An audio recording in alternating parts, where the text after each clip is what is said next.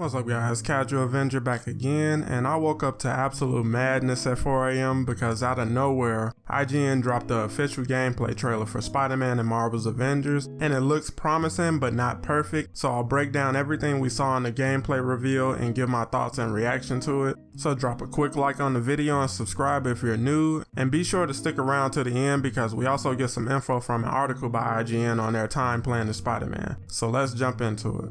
So right off the bat, if you're not a huge fan of the game's traversal system, then it doesn't sound like you'll be wowed by Spider-Man's in the game. It's now officially confirmed that he will have sky swinging, but it won't provide the freedom some players may be expecting. And I'm glad they chose to add sky swinging despite the game having a ceiling cap. In the trailer, we see some of his fighting mechanics as well as all of his heroic abilities, and starting with his gameplay, to me it looked pretty clunky and awkward, but I think that may be because the person playing doesn't really look to be the best player. I also wasn't super impressed with Black Panther's gameplay trailer and thought everything looked and felt a lot better once I was playing for myself, so I'm not going to be overly harsh on the clunky gameplay we see here. I did notice that a few of his animations look pretty similar to Black Panther, which makes sense because they're both agile fighters, but it does look like a few animations were reused for him. In my first video on Spider-Man, I speculated that he might have 3 variations for his web attacks similar to Black Widow switching between guns, and I'm glad to see that they chose to go that route, although the trailer doesn't seem to show off what the other 2 variations are, or how they work, but I'm looking forward to finding that out for myself.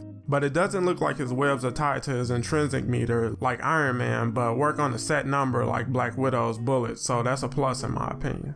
Switching over to his heroic attacks, his assault will be a web bomb attack that webs up enemies with an explosion of web, which is what they hinted at last week, so no surprise to see it here, but it is confirmed that webs will be a new status effect in the game, so I'm looking forward to the kind of gear that will come with this new effect. Webbed enemies will be incapacitated, which sets them up for easy takedowns. So this sounds like a solid crowd control attack, which is something a lot of fans were hoping for. For his support attack, he unleashes a spider drone, which is another thing a lot of fans figured would be included because it just makes sense for a game like this. But it essentially seems to function like Black Panther's Kimoyo bees, where they web enemies for takedowns, and you can choose between having a drone follow you or focus on a certain area of the fight. So I'm looking forward to seeing how that works, but I'm definitely happy to see it included. For his ultimate, he creates a web wrecking ball and slams it, causing damage and webbing up nearby enemies. Now looking at this in action, it falls kind of flat for me personally. I wish they made it a bit more cinematic and had him swing it around a bit more before slamming it, or allow players to use it as a weapon for a bit. But as it is, you can target a specific enemy or a group and do damage on top of webbing them up if they're still alive after the slam. In the article, they add that of course you can modify all of his heroics and his skill tree, and that his wrecking ball can be tweaked to cover his hands and feet in webs, allowing for increased status damage attacks.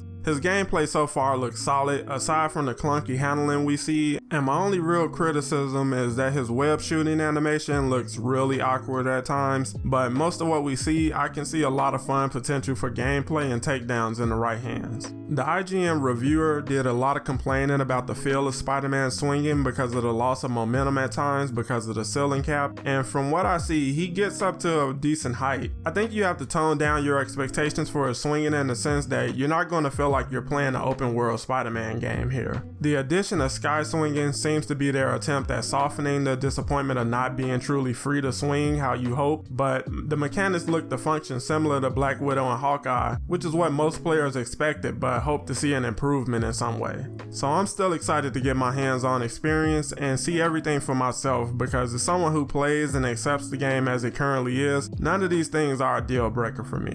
The guy at IGN also played for 2 hours, but didn't say he was able to complete the event in that time, but noted that outside of an initial cutscene showing Spider-Man meeting the Avengers, there isn't any content added to the game for Spider-Man, so no new mission change for him, meaning his event will solely center around doing challenges within the existing missions. And by that I mean kill X amount of Synthoids or Dreadbots or whatever they add, but obviously it will be more in line with daily challenges versus a new iconic mission or something. So outside of getting a harm room tutorial, that's about it. So this all makes me question what was the big delay with releasing him in the game before now, aside from trying to time his release alongside the No Way Home movie. Because honestly, they could have released him before now and just dropped his new suits from the movie before its release, because this is a pretty bare bones hero release. But I'm definitely looking forward to playing as Spider-Man next week, and I'll be running around with him before jumping into the raid, so I'm looking forward to both. But I'm interested to see how people respond to this small event release for a new hero, because I'm fine with it, honestly, especially if this is a route that leads to more frequent hero releases for the game. But we have a lot to look forward to with Spider-Man. He has swinging and web crawling, he has web zipping and spider sense, and the reviewer didn't go into detail about how his intrinsic will work, so we'll probably learn about that in the upcoming war table next Monday. But he looks to have a lot of mechanics that fall in line with what you'd expect from Spider-Man, so I'm hyped to play as him. But now I'll pass it off to you guys. Are you more excited after seeing actual gameplay for Spider-Man, or were you left underwhelmed? And for my Xbox players, what hero are you hoping to see on the new roadmap when it's released before the end of the year? Make sure to drop a like on today's video if you enjoyed it, and make sure you subscribe to catch new Marvel's Avengers videos every week. Thank you guys for watching, and I'll catch you in the next one.